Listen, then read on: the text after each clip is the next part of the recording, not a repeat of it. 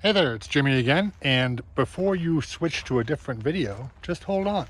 But first, actually, if you like what you've been seeing, please do hit subscribe and like, and also turn on notifications so that whenever we do a video, you will get notified. So what do we have here? Is this, like the title said, the most competent yet most boring car in the world? It could be.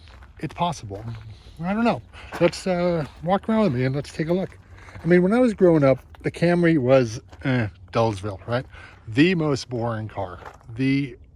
Just so beige, so bland, not exciting, not interesting.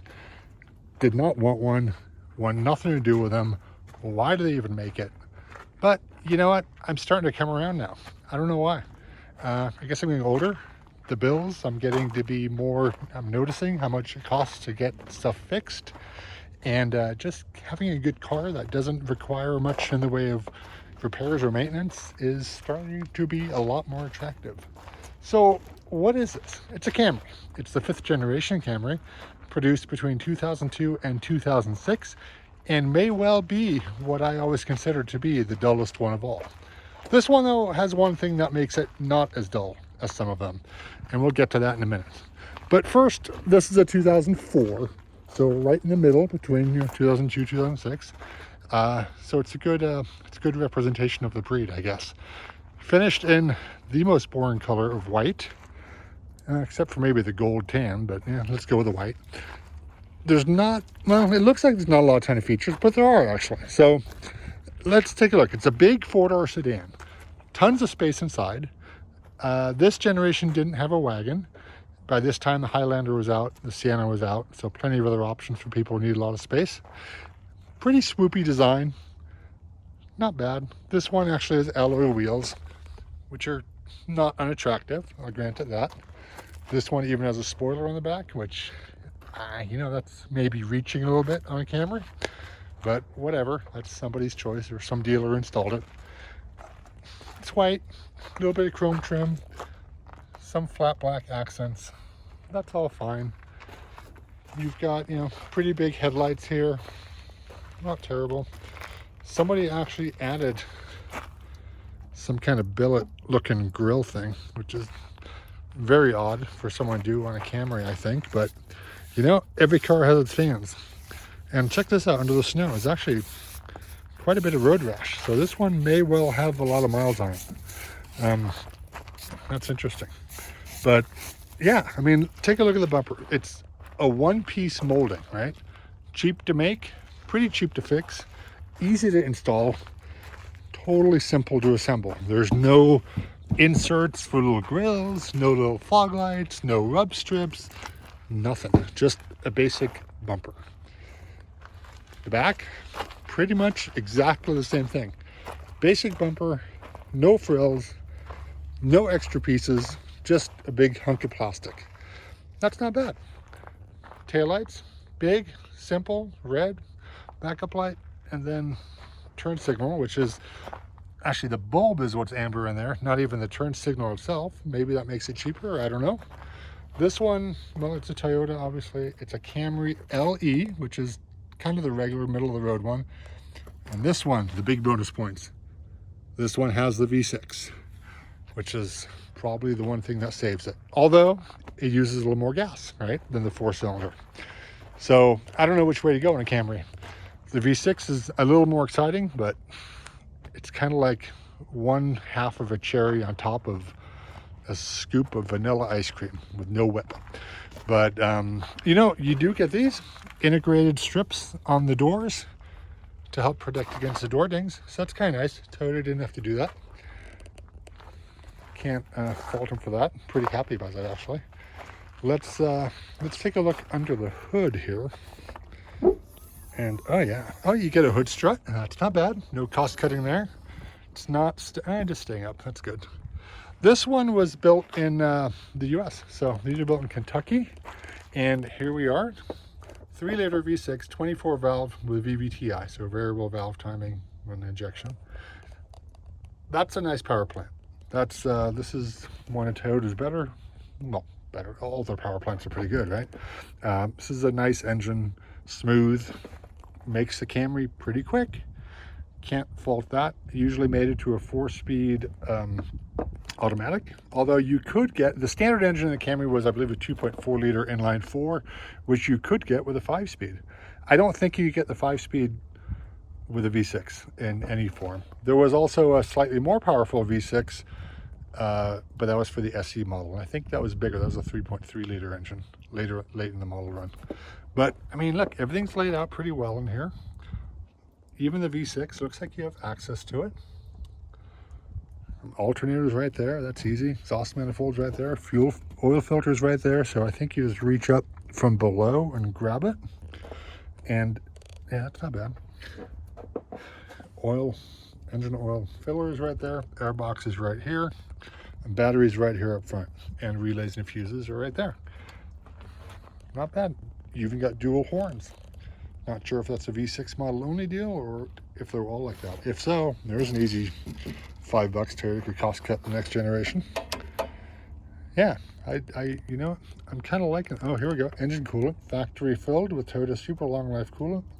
First replacement doesn't have to be till 100,000 miles. So that's making the cost of ownership a little less. Very nice. You even have sound deadening here underneath the hood. There's your vacuum hose routing diagram for the 1MZ FE engine. And obviously it's catalytic converter equipped. So let's go look around the back. This is pretty good. I kind of like this. The engine's not bad. Look at that. You even got a strut brace. You didn't have VTEC, but you had VVTi and you got a strut brace. So perhaps that helped the handling a smidge. I'm still not 100% convinced, but you know, this is...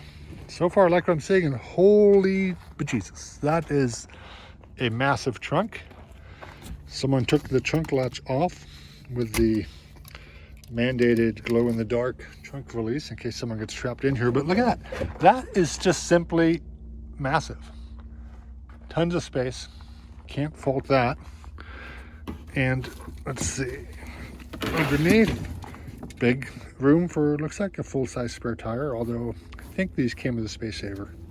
But it seems like you could fit a full-sizer, which is always nice. And then you had extra little cutout cubbies on both sides for putting, oh, the jack went on that side, but this side you can certainly store something in. And man, not bad. You even had carpeting up here. I like. So let's take a look at the inside. Let's look at the back seat first. Oh, now we'll go to the front. All right.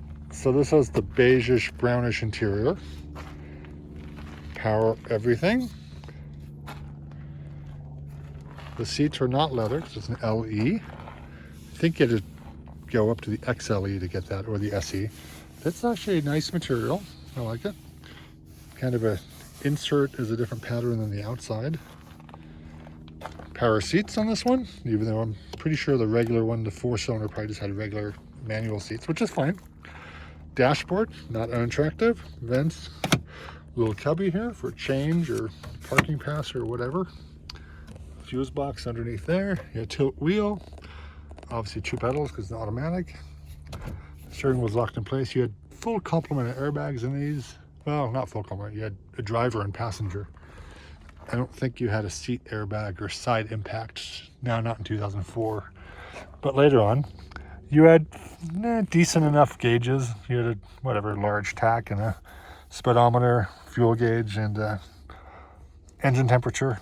The odometer, unfortunately, is electronic, so we cannot see how many miles you're on this. And there's no oil change sticker in here, so really your guess is as good as mine. But this looks in pretty good shape, and the car does not look like it had an accident. So I'm guessing it had a fair amount of miles on it and something mechanical went wrong, unfortunately, even though it is a Toyota. So there's the 4-speed automatic with overdrive. A lot of space there. 2 cup holders. Not bad. Center console. Big bin. Up here, I think this is what I always thought was the most boring thing. It's just a big swath of dashboard. But, you know, it kind of works, right? You've got 3 knobs for the climate control, AC button, defrost, where you want it to go, hazard lights. That's pretty intuitive. 2 vents. In this case, you probably had a big screen here. So that's decent. Then the clock is up there, like in every Toyota, there's a clock. And then you had a mirror with the, it would self-darken, and probably had the, compass in there. Up here, sunglass holder, nicely damped. Cloth sun visors. And this person, oh, with mirrors even on the driver's side. And what did this person have here? This is the trucker's guardian angel. There you go. To guide and protect everything you do. Well, I guess this guy maybe drove a truck at work. I don't know. Who knows? We'll pop that back up there and leave it, because that's how we found it. Let's take a look. Oh, what else is on there? Passenger side is obviously the same as the driver's side. This is in the days before they really integrated the airbags, so they made it obvious you had one, which I guess was the idea. And then the glove box would be on there. In this case, someone took it out for some reason, but the door panel looks in good shape, right? The seat fabric looks great. This looks good, not bad. And here's the VIN. So manufactured by Toyota Motor Manufacturing, Kentucky in 03 of 04, so March of 2004. So that's kind of right in the middle of the 2004 model year, which makes this really middle of the run. Look at this. Giant back seat, adjustable headrests, cup holders with padded armrest, seats folded down if you pulled the little knob. Yeah, they do, except this seat was out. So, oh, here we go. Maybe now it'll work. There we go. Look at that. Not completely flat, but pretty good to get everything in there. Let's, let me go back. Let me sit in here. I don't think I've ever sat in the back seat of a Camry of this generation. Let's see. I'll even close the door. That is a lot of legroom there. That's 3 or 4 inches. Yeah, tons of headroom. I like it. I mean, look at this. What's not to like? Yeah, it's kind of boring, but you know what? This thing is going to work every single day until it doesn't. But I don't know. These were very inexpensive in the day. Toyota would definitely deal on them. They were obviously in the sales race to be #1. Competition was mainly the Accord at this point, maybe the Altima a little bit. Taurus was pretty much done with. Yeah, it's, I don't know if I can hate this as much as or hate's a strong word. I don't know if I can dislike this anywhere near as much as I used to. I'm actually kind of impressed by the size. Maybe I missed out on stuff over the years. I don't know. What do you guys feel? I mean, I'm sure tons of you guys had Camrys or have experiences with them. Let us know what your opinion was. And was it reliable? Was it not? I have to think they are mostly reliable, because you still see a ton of them around. Resale values seem to be strong, and it's hard to be negative about the car. So anyway, if you liked what you saw, please do subscribe and leave comments if you want, and turn on your notifications. And we'll keep doing these. Thank you very much. Bye-bye.